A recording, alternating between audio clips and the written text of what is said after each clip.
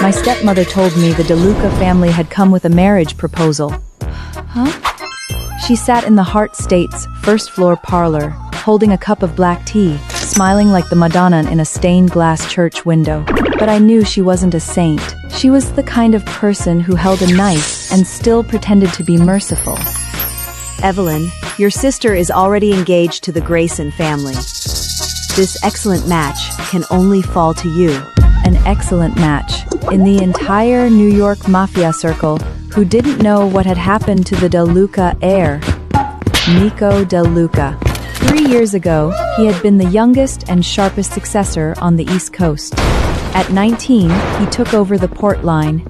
At 21, he led men to purge traitors in Queens. At 22, he was shot, and his mind was ruined. Now, all he could do was smile foolishly. They said he chased butterflies, mistook bullets for candy, and called everyone pretty. No truly powerful family was willing to marry their daughter into that. So they found me. The Hart family's illegitimate daughter, a surplus existence, my mother dead, my father indifferent, my stepmother disgusted, my sister ready to step on me at any moment. I lowered my gaze and said nothing. My stepmother's hand pressed down on the back of mine, her nails slowly digging into my skin. Evelyn, the Hart family has raised you for 22 years. You should understand how to repay us. Repay? I almost laughed out loud. The year my mother died, I was 10. She had a fever for 3 days. My stepwife blocked the doctor from coming, saying a mistress of no standing wasn't worth troubling the family physician. I knelt by the bed, watching my mother's hands grow colder and colder. After that day, the Hart estate was no longer my home. I lived in the coldest attic, wore Sophia's cast-off clothes, and ate whatever scraps were left in the kitchen. My stepmother said an illegitimate daughter should know her place. And now, she wanted repayment. I'll marry. But I have one condition. Say it. I'm taking Lena with me. And my medicine kit. My stepmother looked as if she'd heard a joke. Do as you like. Then from today on, I owe the Hart family nothing. The smile on her face stiffened. I didn't look at her again. As I stepped out of the parlor, the maid Lena ran after me, her eyes red. Miss, are you really going to marry him? He's an idiot. I paused and looked out the window. The lawn was perfectly trimmed. A white marble angel stood beside the fountain, but the place felt colder than a grave. Marrying an idiot is still better than staying here and waiting to die. On the day of the wedding, the De Luca motorcade blocked the entire street. Black Rolls-Royce lined up one after another, silver family crests mounted on their hoods. I had thought they would send just a single car to take me away. After all, I was only the Hart family's illegitimate daughter, but they gave me the most formal procession. A black carpet stretched from the estate entrance all the way to the car. 12 bodyguards stood in 2 lines, all lowering their heads in respect. My stepmother's expression was as ugly as if she had swallowed shards of glass. Sophia stood at the top of the stairs, in a champagne-colored gown. Her gaze moved from my wedding dress, to the motorcade, then to the guns at the guards' waists. Her jealousy impossible to hide. As I passed her, she whispered, What's there to be proud of, marrying an idiot? At least his family is willing to take me through the front door. I lifted my skirt and stepped into the wedding car. The moment the door closed, I watched the Hart estate recede behind the darkened glass. There was no reluctance, only a sense of relief, like finally leaving a cage. The De Luca estate stood on the north shore of Long Island, gray-white stone walls, want iron gates, and the distant sea wind carrying a sharp, salty chill. When the car stopped, the main gates were already wide open. A hand suddenly reached out in front of me. It was clean, with long fingers, but the web between thumb and index finger was thick with callus. I hesitated for a moment. Then I heard an excited voice. Darling. I looked up and saw Nico Dawala. He wore a black suit, his tie slightly crooked, his eyes bright like a child's. Darling? When he saw me, he broke into a wide, toothy grin. Darling is so pretty. Laughter rippled through the guests. Such a shame. That Faye and a ruined brain. The Harts are ruthless. sending their illegitimate daughter to be a living widow. I stood still, but Nico seemed not to hear any of it. He grabbed my wrist tightly, as if afraid I might run. Darling, don't go. I looked down at his hand. It was warm. I won't. Darling promised. Darling won't go. The guests laughed even louder. But I didn't. Because suddenly, I felt that this so-called fool was more human than every so-called sane person in the Hart family.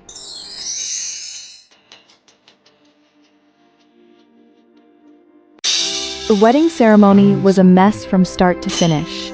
The priest had barely reached the middle of his vows when Nico leaned in and lifted my veil. Before I could react, he had already ducked underneath it, his eyes shining as he looked straight at me. Darling is so pretty. Another wave of laughter rippled through the guests. The dowager of the DeLuca family sat in the front row, a black cane resting in her hand, her expression unreadable. She was Nico's grandmother, and the one who truly held power in the DeLuca family now. I had thought she would look down on me. But after the ceremony, she simply walked over, took out a ruby brooch, and pinned it onto my wedding dress. From today on, you are the young mistress of DeLuca family. Anyone who bullies you is bullying the DeLucas. I froze. Since my mother died, no one had ever acknowledged my place so formally. Thank you. Don't thank me. Just stay alive. After the wedding banquet, I was sent to Nico's room. It was large, with the sea stretching right outside the floor-to-clear windows. I stood there when I heard the door open behind me. Nico rushed in, arms full of things. Jewelry boxes, silk scarves, candy, even a small wooden horse. He dumped everything onto the bed and looked at me proudly. Huh? For Darling? I looked at the pile of random items and couldn't help asking, Where did all these come from? Grandma's room. You can't just take the dowager's things. Grandma said I can. Grandma said her things will all be Darling's from now on. After saying that, he rummaged through a box. Madam, are you all right? Nico pulled out a pink tourmaline bracelet and clumsily fastened it around my wrist. Darling's skin is white. This looks good. I lowered my gaze to the bracelet. Under the light, the beads glowed softly. At the Hart house, I had never worn anything like this. Sophia said it was ridiculous for an illegitimate daughter to wear jewelry. My stepmother said I didn't deserve it. And now, a man everyone called a fool was piling the best things he could get right in front of me. I reached up and straightened his crooked tie. Thank you. Then, he suddenly did a clumsy somersault on the carpet. Darling not angry. Darling likes. He startled me, and yet I couldn't help the slight curve of my lips. On our wedding night, Nico slept on the sofa in the outer sitting room. I had expected him to make a fuss, but he hugged a pillow and sat there obediently asking, Darling, can I sleep here? You can. If bad guys come, I protect Darling. I thought it was just foolish talk. Until the middle of the night, thunder woke me. I opened my eyes and found that, at some point, he had climbed onto bed. He was holding me tightly, as if I were the only lifeline he had. I tried to push him away, but in his sleep, his brows were tightly knit, and he murmured, Don't shoot. My hand stopped. Thunder rolled outside the window. His body was tense, drawn tight like a bowstring stretched to its limit. I looked at his quiet face. In that moment, he didn't look like a fool. He looked like someone trapped in a nightmare he couldn't escape. Next morning, he was Nico again, the one chasing butterflies. He ran through the garden drenched in sweat, holding a crumpled white rose in his hand. Darling, for you. I took the flower. There was still dirt on the stem. Darling likes? I looked at it for a long moment, then nodded. I like it. He immediately broke into a grin and ran off again, chasing butterflies. I stood in the sunlight, watching the tall man ran like a child into the distance. Lena stood behind me and whispered, Miss, he really seems to like you. I didn't answer. I simply lowered my head and placed the wrinkled white rose into a glass of water.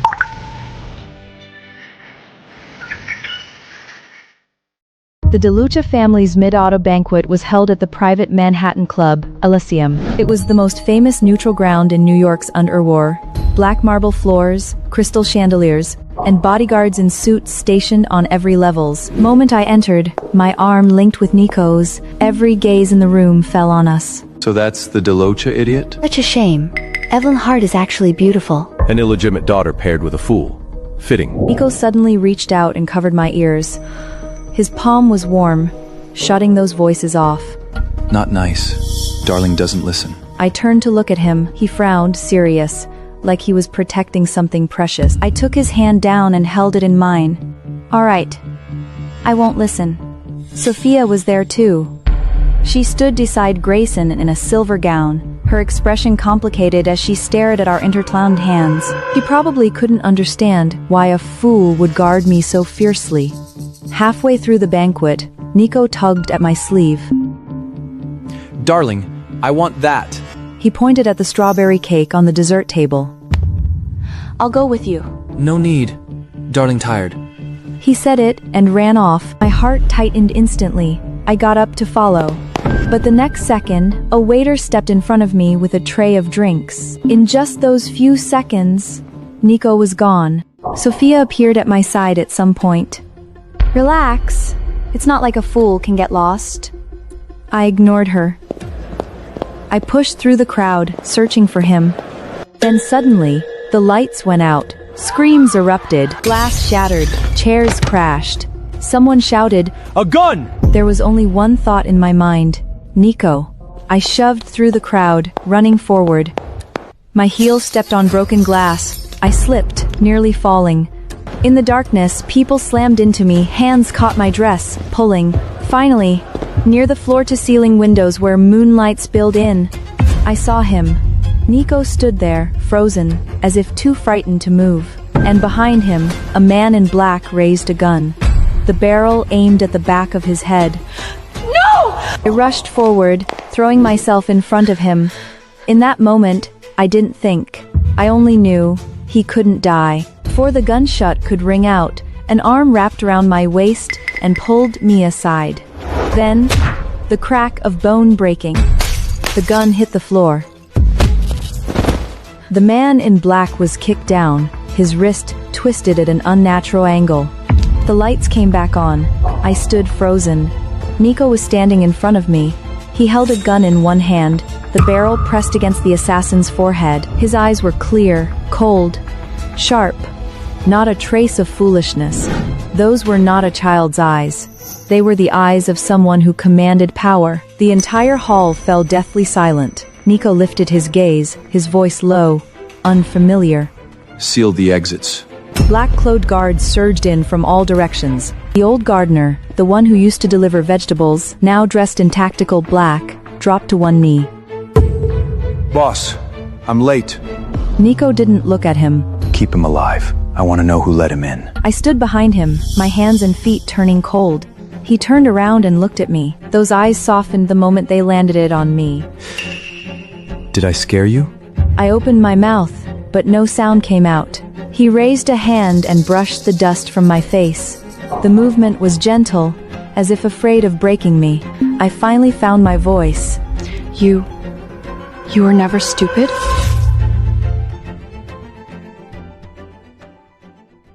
Sophia came to see me on the third day after my wedding. She wore a red suit, a full set of diamond jewelry around her neck, her gaze sweeping across my room the moment she stepped inside. When she saw the jewelry boxes on the table, her expression stiffened, just for a second. Then, she smiled. Looks like the DeLuca family hasn't treated you badly. I sat by the window, sipping tea. Not bad. She sat down, picked up a cup, her tone deliberately light. But marrying an idiot, what's the point of all that jewelry? I didn't answer. From the garden came Nico's voice. Darling! Darling, look at me! The next second, he burst into the room, holding a large bunch of wildflowers. There was still dirt on them. He didn't even glance at Sophia. He ran straight to me. Darling, I picked the reddest ones. Sophia recoiled in disgust. A bit of mud splashed onto her heels. Mr. Nico really is childlike. Nico suddenly turned to look at her. The smile vanished from his face. You're not allowed to laugh, darling. What? Nico stepped in front of me, spreading his arms as if to shield me. You just said darling was bad. To be contradicted in public by someone she considered a fool made Sophia's expression turn ugly. I'm just concerned about my sister. Darling doesn't need your concern. Darling has me. I looked at his broad back, and something inside me shifted, just a little. Sophia stood up, forcing her smile back into place. It seems my sister is doing very well here. That puts me at ease. She walked toward the door, then added in a low voice, Marrying an idiot? This is as far as you'll ever go. I set down my teacup. Dear sister. She turned back. I looked at her and smiled faintly. Next time you visit, wear shoes that don't mind a little mud. Sophia left with a livid expression. Nico turned back to me, looking nervous. Darling, not angry? I looked at the messy bouquet in his hands. Not angry? He let out a breath of relief and shoved the flowers into my arms. Then darling, smile. I didn't smile, but I kept the flowers. A few days later, Sophia came again. This time, she didn't bring mockery. She brought a request. Evelyn, the Graysons want to secure shipping from the DeLuca ports. Could you mention it to the Downer for me? I looked at her and suddenly remembered something from years ago. I had a fever and wanted to see the family doctor. Sophia had sat on the staircase, swinging her legs, and said, You're just an illegitimate daughter. Don't act like you're one of us. And now she sat in my living room, asking me to speak for her husband. Set my cup down. Dear sister, I'm just an illegitimate daughter who married an idiot. What influence could I possibly have in the DeLuca family? Sophia's face went pale instantly. Of course she recognized her own words. I stood up. Lena, see her out. Sophia clenched her teeth. Evelyn, don't forget. You're a heart. I paused. No. From the day I married into this family, I am a DeLuca. She had nothing left to say.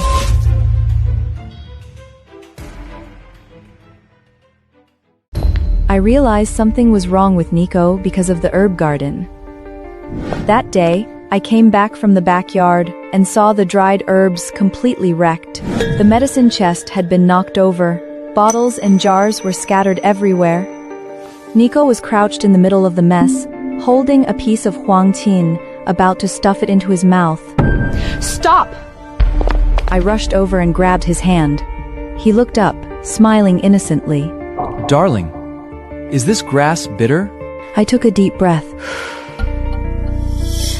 This isn't grass, it's medicine. What's medicine? It's used to save people. Then will darling save me? Looked into his eyes. They were clear, bright, like he truly didn't understand anything. All the irritation in my chest suddenly had nowhere to go. I crouched down and began picking up the herbs one by one. After a moment, he quieted and crouched beside me. He scooped up dirt and roots together and held them out to me. Darling, don't be mad. I looked at his dirty hands and suddenly remembered a stray dog I had as a child. Whenever I cried, would bring me random things and drop them at my feet. Thank you. He smiled immediately. But as I sorted the medicine chest, I noticed a piece of paper slip out from a hidden compartment. There was only one sentence on it. The banquet will change. The mole has not been cleared. My fingers stilled.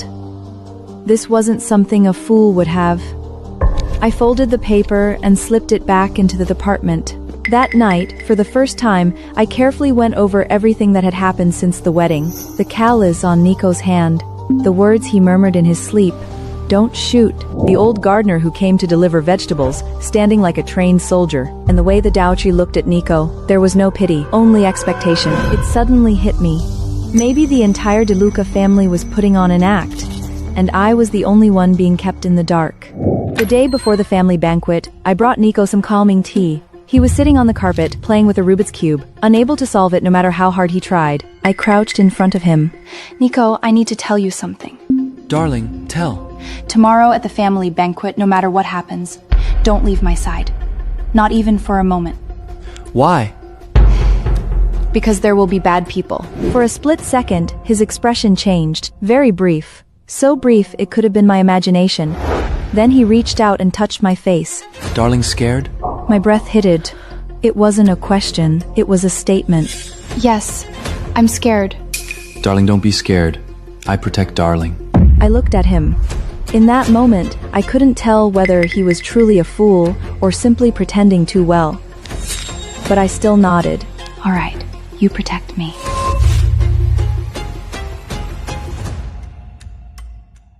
He looked at me. After a long moment, he said quietly, Yes. The ride back to the estate was silent. Nico sat across from me. The blood on his face had been wiped clean, but the cuffs of his black shirt were still stained red. He didn't smile anymore. He didn't call me darling anymore. Outside the window, New York's late-night light stretched endlessly. I clenched my fingers, my nails nearly digging into my palm. When did you recover? I was never broken.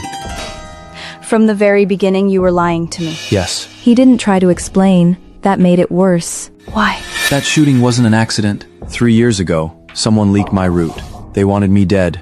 I survived. So you pretended to be a fool? Only a ruined heir would make the person behind it lower their guard. Then why marry me? He fell silent for a moment. The doubter arranged the alliance. If I refused, it would raise suspicion. So I was just a cover in your plan. No. I looked into you. I froze. Your situation in the Hart family, your mother's death, your knowledge of medicine, the way you hide your edge, and how you survive in desperate situations. I thought you were suitable to be the young mistress of the De Luca family. Suitable? Suitable to be used by you? His eyes darkened slightly. Evelyn, I lied to you. That's true. But everything I did for you, it wasn't fake. I remember the Turabine bracelet he gave me, the diamond ring he bought with his own allowance, the way he covered my ears and said, "Not nice, darling doesn't listen," the way he stuffed wildflowers into my arms, nervously asking if I liked them. Were those things an act too? I asked it out loud. Chasing butterflies, bringing me flowers, climbing into my bed in the middle of the night, were those all part of the act? He didn't answer immediately. Only when the car was nearing the estate did he finally speak, quietly. In front of others, yes. I turned to look at him. He was already looking at me. In front of you, no. For a moment, I didn't know what to say. The anger was still there, but beneath it, there was something else. Something more bitter, softer, and harder to admit.